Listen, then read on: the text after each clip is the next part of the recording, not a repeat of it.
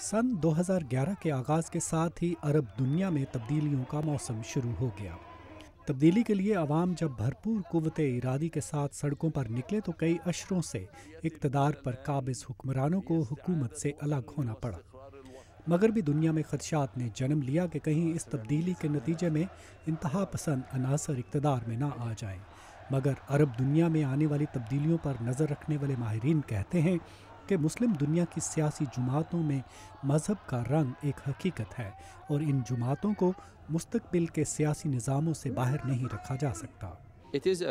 ہمیں یہ توقع کرنی چاہیے کہ مذہب سے متاثر یہ سیاسی دھارا جمہوری اقدار کو نظر انداز نہیں کرے گا، جس کا یہ مطلب ہے وہ ہر دور میں کثیر جماعتی سیاسی نظام اور پرامن طریقوں سے سیاست کرنے کے اصولوں پر قائم رہیں گے، اور اگر یہ مذہبی سیاسی دھارا ان اصولوں کو اپنانے کا عہد کرتا ہے تو پھر ان جماعتوں کو نہ تو نظر انداز کیا جا سکتا ہے اور نہ ہی انہیں سیاسی عمل سے باہر رکھا جا سکتا ہے۔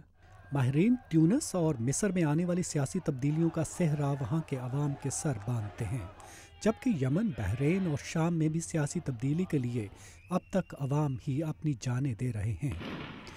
ماہرین کے مطابق امریکہ اور مغربی ممالک لیبیا میں معمر قذافی کے مخالفین کی حمایت اس وقت کرنے آئے جب لیبیائی عوام کی طرف سے حکومت کے خلاف ایک بھرپور مہم کا آغاز ہو چکا تھا۔ امریکی تھنک ٹینک وڈرو ولسن میں عرب دنیا میں تبدیلیوں اور امریکی پالیسی کے حوالے سے ایک مذاکرے کے دوران امریکی اسکالر ایرن ڈیوڈ ملر کا کہنا تھا کہ امریکہ عرب دنیا میں آنے والی تبدیلیوں پر اثر انداز نہیں ہو سکتا۔ ایک لمبے عرصے کے بعد ایسا ہوا ہے کہ عربوں نے اپنی تقدیر اور مستقبل اپنے ہاتھ میں لیا ہے، اور یہ اہم ہے کہ اس عمل کو تقویت ملے۔ اس صورتحال میں ہمارے لیے یا کسی بھی بیرونی طاقت کے لیے ممکن نہیں کہ وہاں کے سیاسی اور معاشی اصلاحات کے عمل پر اثر انداز ہو سکے، مگر ہم اسرائیل اور فلسطین کے تنازع کو حل کر کے ان کی مدد کر سکتے ہیں، گو کہ یہ بھی آسان نہیں ثابت ہوگا۔ مشرق وسطیٰ میں سیاسی تبدیلیوں کا اسرائیل اور فلسطین کے تنازع پر کیا اثر ہوگا، یہ وہ سوال ہے جو واشنگٹن کے تحقیقی اداروں میں تواتر سے زیر بحث آتا ہے۔ سابق سفارتکار اور کارنیگی انڈاؤمنٹ سے منسلک ماروان معاشر کہتے ہیں کہ اسرائیل اور فلسطین تنازع حل کرنے کا سب سے بہترین وقت اب ہی ہے۔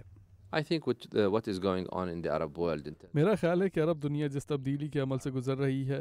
اس کے بعد عرب لوگ اسرائیل کے قبضے کو زیادہ تنقیدی نظر سے دیکھیں گے۔ اس کے علاوہ عرب ممالک میں ابھرنے والی نئی قیادت بھی اپنے عوام کے مطالبات پر زیادہ کان دھرے گی۔ اگر ہم اب اسرائیل کے قبضے کا خاتمہ کرنے کے لیے کچھ نہیں کرتے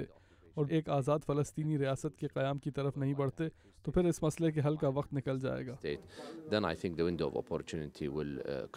ایرن کا خیال ہے کہ اقوام متحدہ کی جانب سے ستمبر میں فلسطینی ریاست کی حمایت میں قرارداد منظور کرنے سے سوائے کچھ مظاہروں کے کچھ خاص تبدیلی نہیں آئے گی، اور اس سے دو ریاستی حل نکلتا نظر نہیں آتا۔ وہ کہتے ہیں کہ مذاکرات ہی مسئلے کا واحد حل ہے۔ ندیم یعقوب، اردو VOA، واشنگٹن۔